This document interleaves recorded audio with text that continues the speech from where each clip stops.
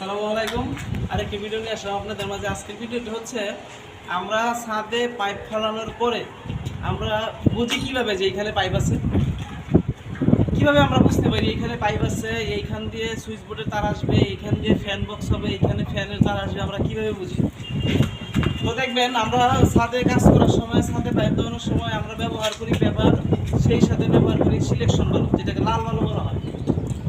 এদিকে আসেন দেখাই, এই সিলেকশন বালু, এই দেখছেন এই সিলেকশন বালু লাল বালু। তার মানে আমাদের সূত্র হলো এই যে এইখানে সিলেকশন বালু, এখানে আমাদের একটা পয়েন্ট আছে, এই যে একটা সিলেকশন বালু, এখানে আমাদের পয়েন্ট আছে।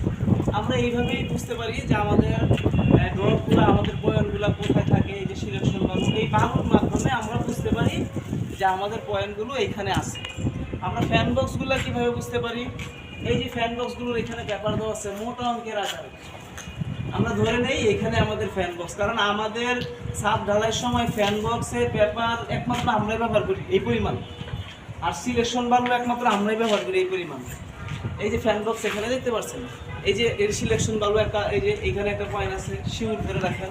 আর নয় বালু কোথা থেকে আসলো? আমাদের প্রশ্ন থাকে হলো এই, আমরা যখন খুঁজতে একটু বিব্রত হই তখন আমরা বুঝে নেই যে লাল বালু এইখানে আমাদের পয়েন্ট আছে।